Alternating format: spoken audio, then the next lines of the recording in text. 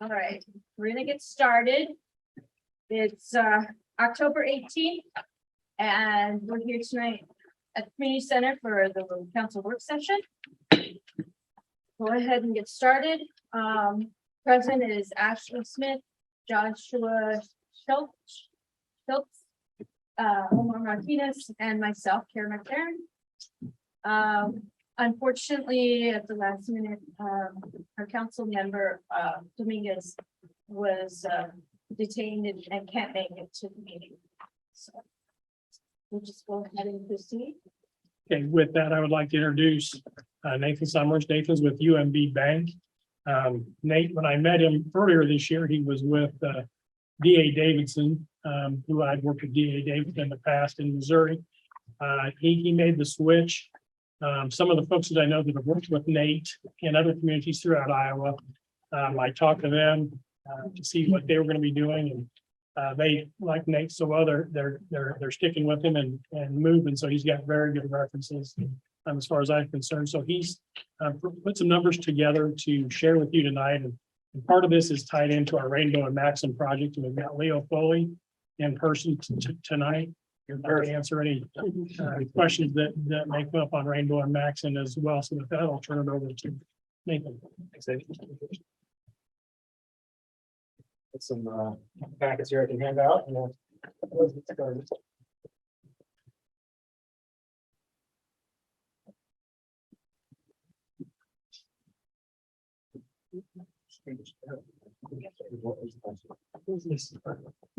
We have plenty here, so I'll just keep going on here. All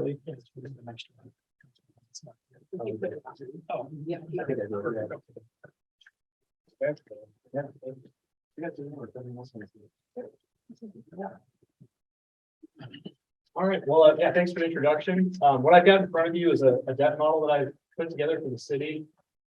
This is intended to kind of encapsulate everything debt-wise that the city has currently ongoing, and we're also looking at building in some additional debt for the upcoming projects that we're talking about. So these figures will include those future projects as far as the projected cost of them. The first few pages there are kind of promotional material. We can talk about if anyone has any questions. That just basically talks about UMB's experience with municipal debt. I've been doing this for 12 years now, and as David mentioned, I just recently made a change from DA Davidson to UMB after having been at Davidson for 10 years. So that's the experience that I'm bringing to the table. Essentially, I'll start on page 8. The top of the page says valuation trend, and what that table is showing is the city's 100% actual valuation and the city's taxable valuation. The reason that those figures matter is your 100% actual valuation is by Iowa code, what the city would use to calculate your debt limit or your debt capacity. So we're talking about how much general obligation pledged debt the city can have at any given point totally outstanding. The taxable valuation then is what the city uses to apply your debt service levy. So you can use a property tax levy to make annual payments on your general obligation bonds. And that debt service levy would apply to your taxable valuation. So that's what the levy is applied to once all the rollbacks are applied to the actual valuation. So as you can see on this table, a snapshot of the last 5 years, the city's had some nice growth in its actual valuation as well as the taxable valuation. And that matters because as your actual valuation goes up, your debt limit or your debt capacity increases. It also increases as you're paying off existing debt. But then your taxable valuation has also been increasing. So if you have kind of consistent annual debt payments, theoretically, if you're levying using your debt service levy to pay that every year, your levy could be slightly increasing a little bit every year if your valuations are going up. So that's a history of the city's valuations. I'll pause there and see if there are any questions. Is the 2019 fiscal year 2021 a negative because of pandemic related or not? Not necessarily. Okay. It's purely just based on what the county assessor is assessing properties at, and then there. I think it would have been in 2019. valuation year, there were some changes in classification of property. Oh, okay. And so the rollbacks changed a little bit, and so that might have impacted you. I can't say for sure, but part of that might be the way the rollback. I was think that's applied. always in action. Yes, yeah. For us.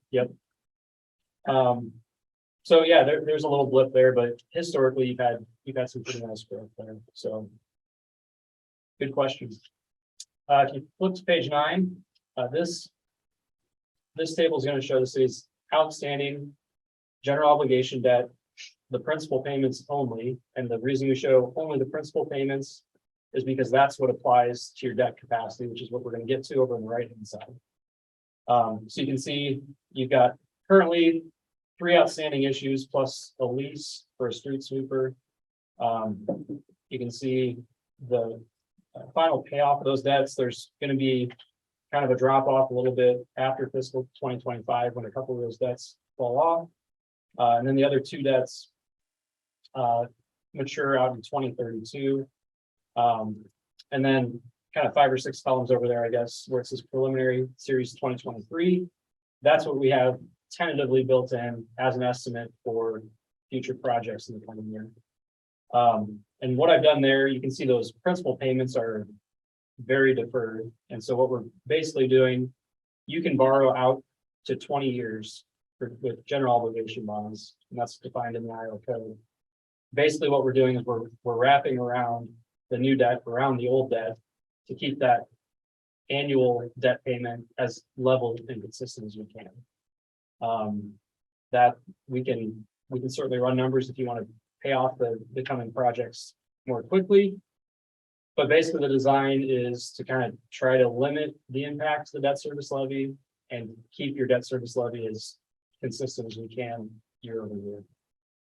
So you can see the principal total there, about 2/3 of the way over. The next column is for TIF rebates and development agreements. Those count against your debt limit typically on an annual appropriation basis. So the total sum of those TIF rebates don't necessarily count against your debt limit in any one given year. You only look at the annual payments on those annual appropriation debts, and that's what counts against your debt limit in any one year.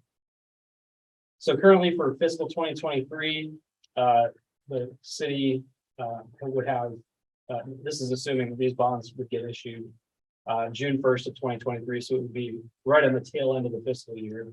So including the additional 2.7 or so we have built in there, the city would have about 6.6 million outstanding. It would take you up to utilizing about 78% of your debt capacity, and you'd have about 1.9 million of remaining debt capacity to be used in future years if anything were to come up. That 80 to 85% debt capacity utilization, was there a question over here? Okay. That 80 to 85% debt capacity utilization is about the upper limit of what we generally.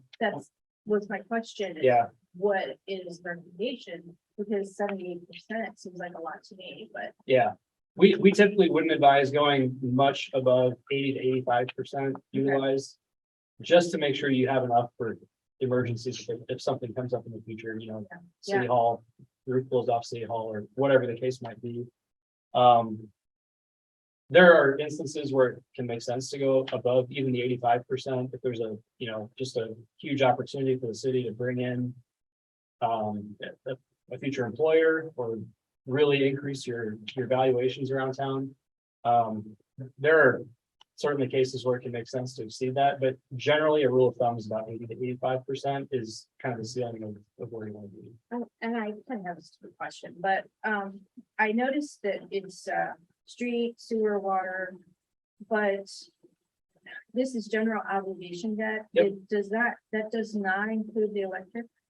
Correct. I just Correct. wanted to make sure that that's its separate own beast, Right. right? Yep. Okay.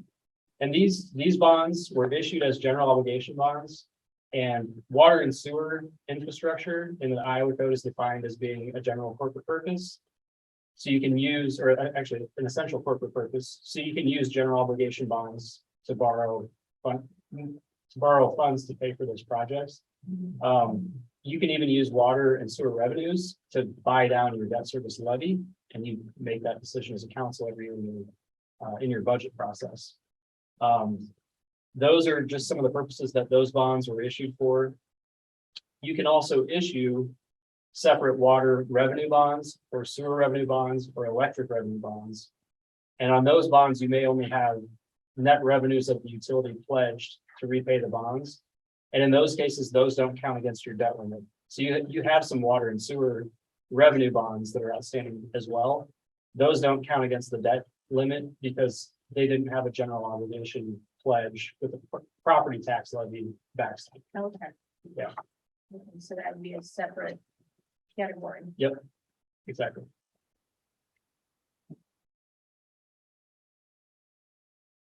Great questions. Any others?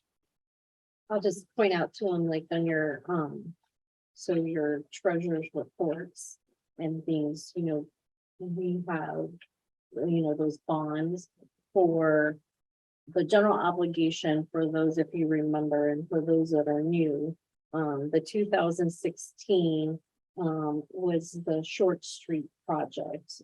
There were a couple other street projects in there, but the main portion of that was the Short Street. And that was widening the road and then the water and sewer main to connect into the new property buildings there. And then that developer we provided a TIF agreement where we do a rebate back to them for them paying for the upfront costs of that. And then on the 2017, that was 100% Maxon. And again, that was widening, and we also did the infrastructure underneath the road and the electric. Yeah, and then that was 100%. We've certified TIF to pay for the cost of that debt. So, and that's what Nathan's, you know, those are property tax dollars that are paying for those bonds. So a good transition to the next slide here. Page 10 shows the principal and interest payments. And so on the last slide, we were primarily talking about your 100% actual valuation is how we calculate that debt limit for that debt capacity. On this page, on the far right-hand side, we're going to use your taxable valuation to calculate your debt service levy. So we show the principal and interest payments on each of those 4 obligations that exist, plus the preliminary on the series 2023. So we'd have interest-only payments through 2031 or 2032, when that other debt matures. That's when the principal payments started. So you'd have interest payments only. So there's a column there about 3/4 of the way across that says less abatements.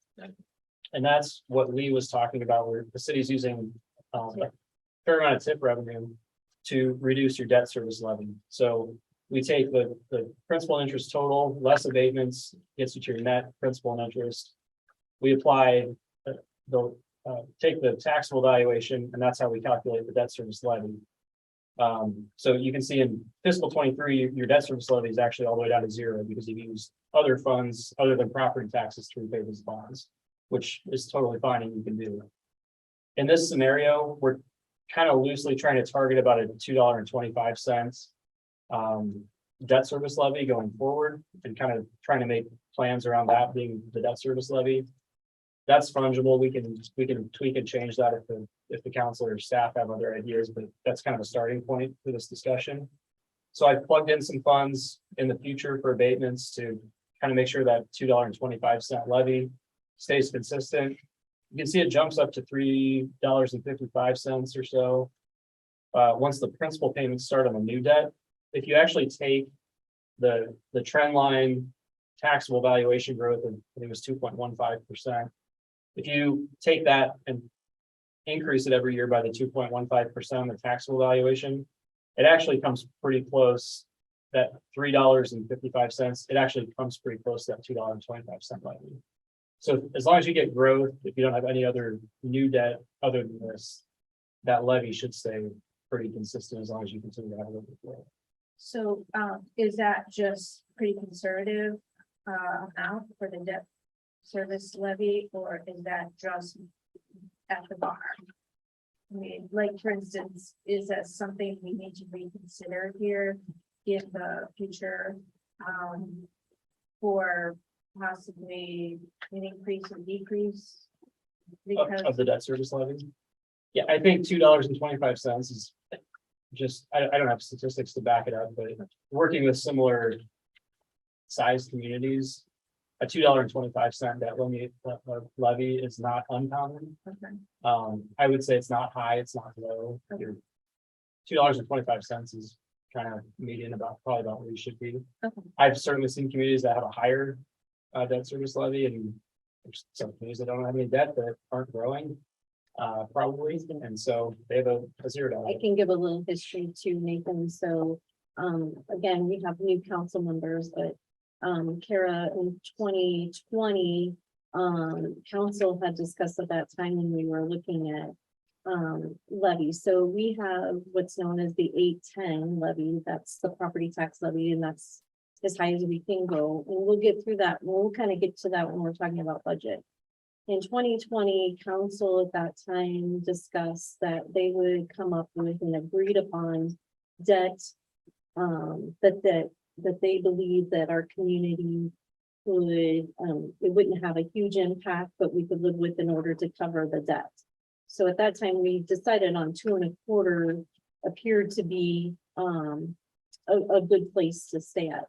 So what happens is you have your 810 and then you have the 2.25 for the debt that goes. So then that gives you a total of those together. And that's the property taxes based on those percentages. And then there's some smaller ones for employee benefits and everything.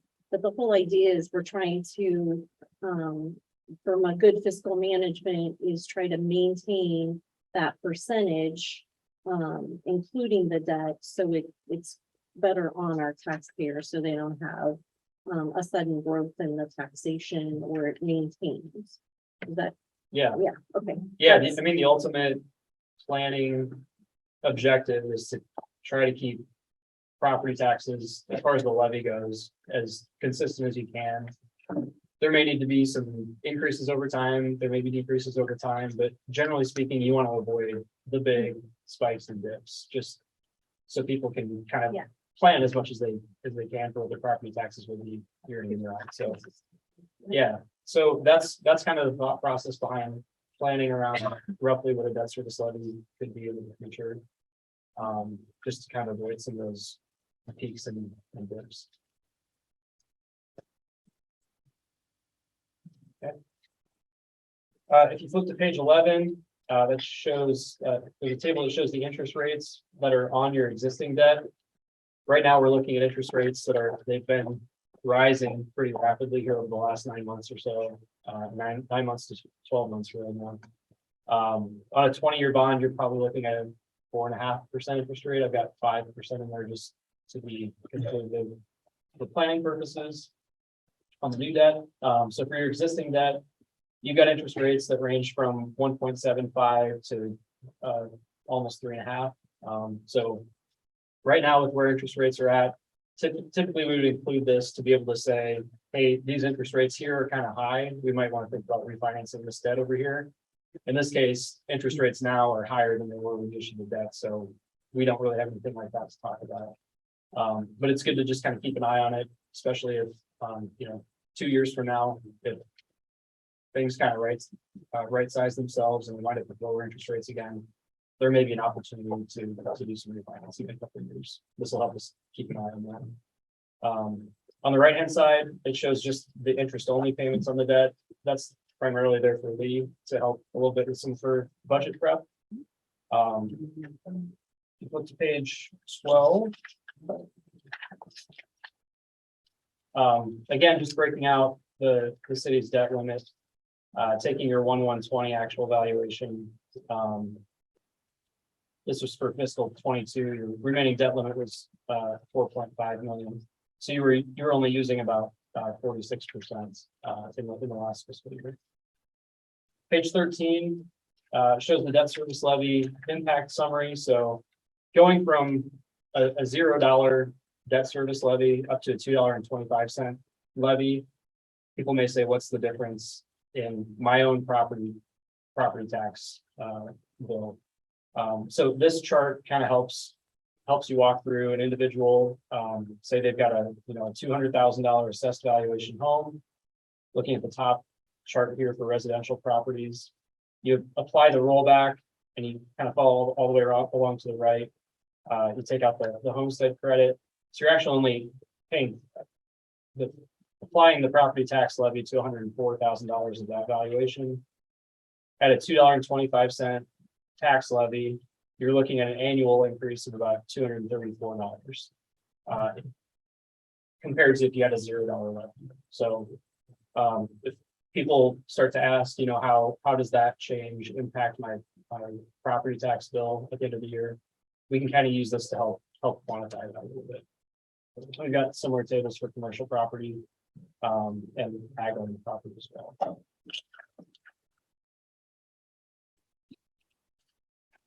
Take a look at page 14 here, and this kind of gets at what Lee was talking about. Looking at all of the city's levies that you have accessible, to kind of coming to a total levy figure over on the right hand side. So the city, just looking at all the levers that you have to pull, you've got the $8.10 levy, which you historically maxed out, which is just fine. Liability property insurance, there's no limit there. And we've got 53 cents built in for that. There's an emergency levy. So if you're maxing out the $8.10 levy, you can also levy an additional 27 cents. And it looks like the city's been pretty much utilizing that historically. FICA and IPERS, you can levy for that with no limitation, as well as other employee benefits. Those two levies combined come in just under $5. And then adding the $2.25 debt service levy gets the city to a total future total levy of about $16 is what we're targeting. And you can see over the last 5 years, if you follow that column up, you've been as high as $17.78. You've been as low as $14.69 in the current fiscal year. So that $16 total levy kind of splits the difference there going forward if we use that as a target. Over on the right hand side, you can see the difference in the dollars that are produced from that total levy. So going from $14.69 to $16 increases your total levied amount by a little less than 200,000. So I think one of the takeaways there, looking at the growth, part of the reason the city wants to strive for growth is because you want your total citywide property tax valuations to go up. When you get your total property tax valuations going up, that taxable valuation increases, it's actually going to decrease how much you have to levy to get the same amount of dollars. So when you talk about, well, why do we need to grow? Why does it matter to me if our total valuation within the city goes up? The reason is because as your taxable valuation goes up, theoretically, you're either going to be able to collect more money on the city level and use that to better the community, or begin to reduce your levies.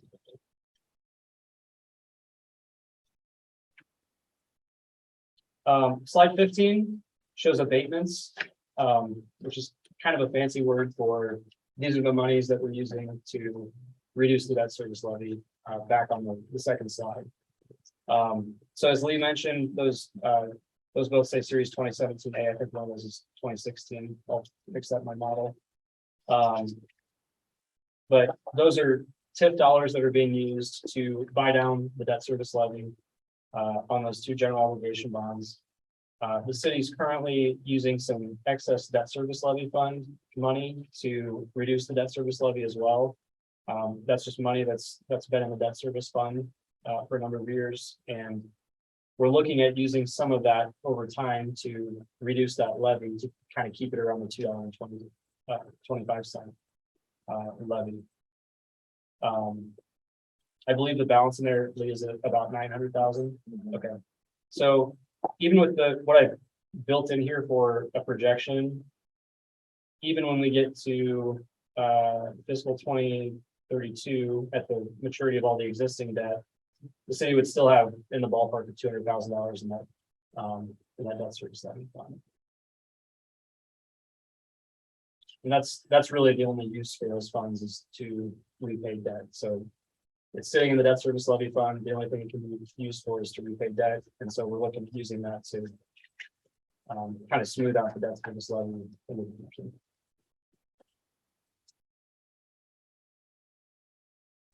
I'll pause there. That's kind of the end of the general obligation bond section as it pertains to the property taxes and using those property taxes to repay bonds. Are there any questions around that before we jump to the revenue debt?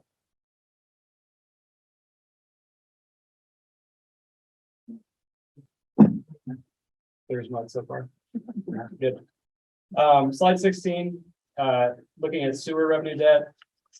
City currently has an SRF state revolving fund loan that was issued in 2016. The state revolving fund helps cities, communities finance sewer and water infrastructure around the state. A lot of times the DNR is actually mandating some of these changes, some of these updates to be made to comply with EPA standards and things like that. So one of the benefits that cities get oftentimes is that the interest rate and just kind of some of the terms of the financing are pretty favorable to cities. So in this case, the city has borrowed, others have record forms on there too, has borrowed it. The interest rate is basically an all-in interest rate of 2%. So that SRF borrowing is at 2%, won't be refinancing that anytime soon. There's a 2021 transaction done as well. That one has a little bit higher interest rates on it. It's in the 3.2 to 4.1% ballpark. And so there may come a time in the next few years that it makes sense to look at refinancing that one. We'll continue to keep an eye on it. There's also tables there that show the principal and interest payments. Slide 17 shows the interest rates and the interest only payments. Like I said on that slide 17, the SRF financing doesn't show the interest rates and any interest payments, so we get that fixed in the model. That's the sewer revenue debt. Slide 18 shows water revenue debt. Couple of bank loans that were done in 2021. I believe these were both done to refinance some existing debt. Those interest rates are at 1.3%, 1.7% again. Probably not going to refinance those anytime soon. But that debt is being paid entirely from the water utility fund. Slide 20 transitions into the electric revenue debt. There's a 2017 issue done there. About 2.9 million left on it. Interest rates are around 3%, a little bit less than that, all in. Again, not going to be refinancing that anytime soon, but we'll certainly continue to keep an eye on it. Slide 21 shows the interest rates and the interest only payments there. And so those revenue bonds, the sewer, the water, and the electric, as I mentioned earlier, the pledge there to the bondholders is the net revenues of each of those individual funds. Those are the only money that are able to be used to repay those bonds. So if there's ever a shortfall, basically those user rates would have to increase to be able to support the bond payments if you're ever in a situation where that's required. Yeah, there's some disclosures there on the next page, but I'll pause there. That's the information that I've prepared. I'm happy to answer any of the questions that you may have.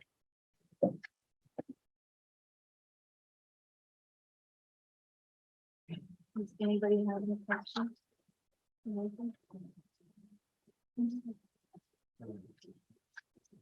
Or clarification? We brought Leo in tonight as well with Nathan being here because the new debt we're talking about is that work on Rainbow and Maxon along with some electrical work. 2.7 million is the estimated cost. So Leo's here to answer any questions you may have, and it was good for Nathan to meet as well. answer any questions that you folks might have, or we look to go forward with the project. Let me tell you a little bit about what the original plan was on Max and maybe from a year or two ago. Max and Max and Rainbow, we were talking about trying to get that awarded so that we can start early in the spring. So that means get it awarded in January, February, so that by April 1st, that contractor is ready to roll. We now have looked at things with the relocation of the power, and that's a big part of the $2.7 million cost is to relocate those power poles that are primarily on the north side of the road. So our thoughts were if we could, what we're understanding, some of that power takes a long time to get the parts and the supplies. So like 6 months, a long time. So our thoughts were, let's do the road project in two halves. We do the south half first, and then the second half, we award it all together. But we really need to get the power done first. And we need to get it done. It can be done at the same time, but they need to get going. And from what I understand, because I talked to your engineer, BHMG, they're fairly far along on their design, but they're not ready to go out to bid yet. So I think the council eventually here reasonably quickly needs to tell them to get out to bids so we can get this project done. That's kind of on my list, was to make sure I put in a push that the electrical utility, either that or BHMG tells us to put it into our plans. That's not how we normally do it. A civil company doesn't normally do that for power. We would, all the lighting, we have agreed upon lighting on the trail. All that is in our plans. All that will be underground. But relocating the big power, that's kind of a specialty that's why you have BHMG in your back pocket, is to do that kind of work. So I think that's really what we need to do, is get BHMG to get those plans ready so that they go out to bid as soon as humanly possible so that they can get done. So then let's just say they could get out to bid in December also, and you have January, February, March, April, May. That works out okay with us. We'll have our contract out and running. They'll be working. We'll both put in our contract documents that those two contractors have to work together. And that's exactly how we did Maxon Street. I guess West Maxon Street. I know that was brought up early on, and we wanted to have the bids out now. Right. So I thought that was the plan. It is a plan, but I don't think the electric utility's been given the go-ahead. Okay, So somehow, some way, they have to be given the go-ahead. Because time is money, so, I mean, because we watched, especially from bonding, and watching the rates go up a point almost every time you blink. And so it's, you know, and also the supplies and the work and all of that will continue to grow.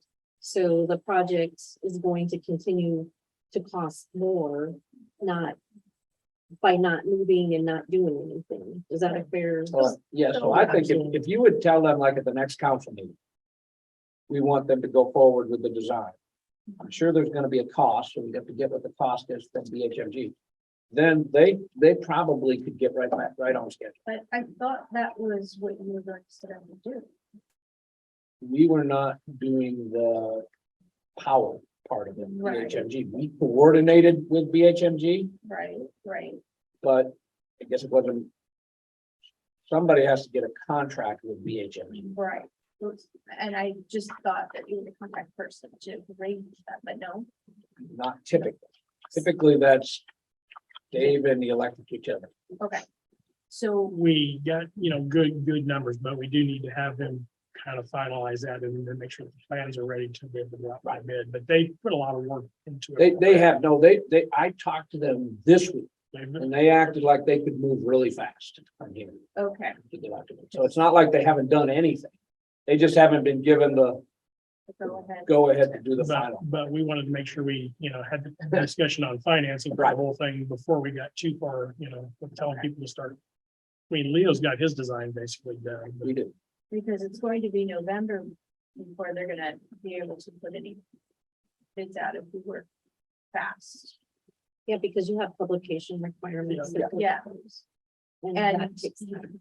I just want to remind council that, if we wait until next spring or after the first of the year, the potential for not starting this project is very likely because you want to start in the spring for this, because we have a limited window. Well, the best time to get bids is to go out for bid November, December, because contractors are looking line for work for the next year. If you wait and bid it March, April, they're already booked for They're the year, and then you're pushed out to the following year, which is kind of what we encountered this past year. So I think it's important. Do we need to have a committee meeting for that, which we can talk about later, but I just wanted to make sure that we're moving on that. Well, I think we can certainly, I mean, if council's not opposed to it, we should certainly talk to BMHG and have them kind of put a proposal together that you could act upon at your next meeting for that piece of the work that needs to be done. Okay. Now that you've had, the update on the financial and how things have been paid. Now we have the financial done. Our plans and their plans are already coordinated. Okay. Which that was the big, making sure that weren't doing something that was gonna change what they were doing. And at first, we weren't thinking there was gonna be that big of a Well, relocation. and originally for our two newest members, I know Karen and Omar were, originally we were just gonna move those 10 poles or so on the Right. north side, but Ed came in and said, if we're gonna do this, we've got kind of that cobbled up system that's been put down through that area, and he wanted to get that all Yeah. cleaned up as part of this, since we're putting in all new paved streets and the Right. trail down Max, and so we thought, yeah, let's go ahead and get that all done, so that's what's taking a little bit longer as well. Because the history on that is that one end of the street, the electrical utility is cobbled together in a really weird configuration. So it's only, makes sense to go ahead with redoing this, is to make it logical. We're And- just gonna clean it up and make it look a lot better than that. So I mean, if council's not opposed, I'll certainly reach out to BMHG and ask them to have a proposal to finalize that for us and Is that, have it for you at the next meeting. Yeah. I will reach out to them tomorrow and have them get moving, have a proposal that you folks can consider at your next meeting. Then probably we'll come, probably the meeting after that with our plans and say they're final and start that bidding process. and you're ready to go. We are ready. The financing then would timeline wise would fall in behind the bid letting, so we would get through the bid letting process, so you have a dollar amount that you need for your project. And then we would right size the bond issue on the back end to fit exactly what you need for your project fund, so we don't have too much borrowed or not enough borrowed. We'll go ahead and hit that to the nearest $5,000. So. Does anybody have any other questions for either Nathan or? for I've Dale? got one and I should know the answer, but I don't. So I know that you guys always wait till the bids come in. So say this bid comes in at $2.2 million. So you actually do the loan for $2.2 million. What happens then if there's a change order for $100,000? We can build in, if you want to build some. You can contingency build in, We contingency. can build it in. That's what Isn't that typical that there's Yeah. built-in? typically they do build it in. 10 Yeah, you'll just have to let us know if you think it's 5% or Yeah. 7% or whatever I you think. Isn't it safe? Isn't it somewhere between like 10 and 15? No, it's more like 5 on a big Okay. project. And on a small project, I'd say 10 to 15. This project, 5 to 7 would be Okay. good, at least. I'm talking the civil part. Maybe I better get my ducks in a row with BHMG to be sure. Yeah, yeah. Because they're gonna have to redo. But their all part is that on- electric and- Their part is only 300 of the 2.7. I think Okay. roughly, isn't it roughly? Yeah, around because three? it- Roughly 300. I mean, for their part, it's gonna be the supply It's just a- and the just getting labor. supplies. Right, their part really is getting materials. Mhm. Yeah, and we want to act as fast as we can on that anyway, because we know that.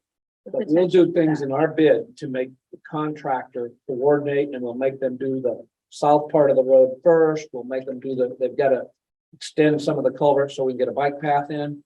We'll make them do all that work. We'll put it in a phasing, but they have to do that first. So the last thing they'll do is the work that the relocations will have to be done for. But we've kind of thought all through that. In case it takes a little longer than 6 months, we'll be ready. And we've talked about leaving that open to the residents in the park all through construction as well. That's something that has to be coordinated by Wayne, so. And he was told that wasn't mandatory on this project. You can't shut it down and. Right. Keep So people. we're gonna leave one lane open all the time. Okay.